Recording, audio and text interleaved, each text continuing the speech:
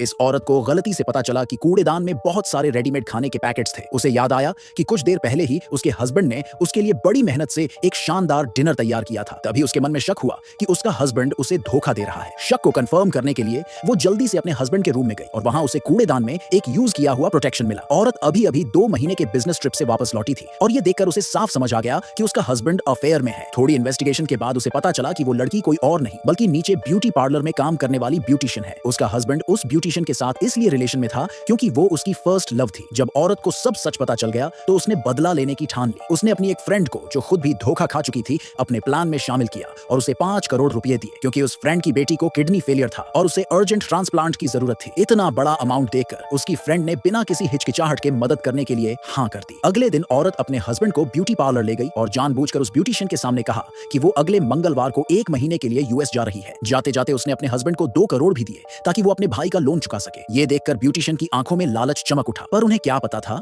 कि ये सब औरत की एक चाल थी। औरत जानती थी कि लोअर क्लास की ये जो लालच है ये कभी नहीं जाती और वही उनकी सबसे बड़ी कमजोरी थी। जैसे ही औरत निकली, ब्यूटिशियन ने तुरंत हस्बैंड को कॉल किया और उसी रात मिलने का प्लान बना लिया। उसने बताया कि उसे एक हैंडबैग चाहिए जिसकी कीमत $2 करोड़ है। हस्बैंड ने भी कहा कि जैसे ही उसकी वाइफ यूएस जाएगी वो उसे बैंक कार्ड दे देगा जिसमें पूरे पैसे होंगे। उन्हें लगा कि कॉल डिलीट कर देने से कोई प्रूफ नहीं रहेगा, लेकिन उन्हें क्या पता था कि हस्बैंड के फोन में पहले से ही औरत ने एक बग इंस्टॉल कर रखा था। सारी कॉल और चैट रिकॉर्ड्स औरत के पास पहले से ही मौजूद थे। औरत की फ्रेंड बहुत ज्यादा कंफ्यूज थी। उसके पास इतने सारे सबूत थे कि वो चाहती तो अपने हस्बैंड को जेल भिजवा सकती थी, उसकी इमेज पूरी तरह से तबाह कर सकती थी। फिर इतना लंबा चौड़ा प्लान क्यों? तब औरत ने समझाया कि वो सिर्फ अपने हस्बैंड को खाली हाथ छोड़ना नहीं चाहती थी बल्कि ब्यूटिशियन से भी बदला लेना चाहती थी क्योंकि उसी की वजह से उसका शादीशुदा रिश्ता टूट गया था। हालांकि अफेयर कानूनन जुर्म नहीं होता, लेकिन औरत ने एक ऐसा प्लान बनाया जिससे ब्यूटिशियन खुद एक क्राइम में फंस जाए, यानी ब्रेक इन और असॉल्ट का। पहले ही उसने $2 करोड़ का लालच देकर ब्यूटिशियन को हस्बैंड के पीछे पड़ने पर मजबूर कर दिया था ताकि वो उसके गैर मौजूदगी में उससे मिलने आए। औरत को अच्छी तरह से पता था कि उसके हस्बैंड का परिवार पहले से ही काफी तंगहाल था। उन्होंने कभी लाइफ में ऐशो आराम नहीं देखा, इसलिए उनके लिए शो ऑफ और स्टेटस सबसे ज्यादा मायने रखते थे। सालों से वो औरत ही थी जो पूरे घर को फाइनेंशियली सपोर्ट कर रही थी, इसलिए उस घर में उसकी इज्जत किसी देवी जैसी थी। अगर उन्हें कभी पता चलता कि उनका बेटा किसी गरीब ब्यूटिशियन के साथ चक्कर चला रहा है तो ये उनके लिए किसी मौत से कम नहीं होता और उसका हस्बैंड ये बात अच्छे से जानता था। तो जैसे ही प्लान के सारे डिटेल्स सेट हो गए, औरत ने अपने रिवेंज मिशन को ऑन कर दिया। सबसे पहला स्टेप ये था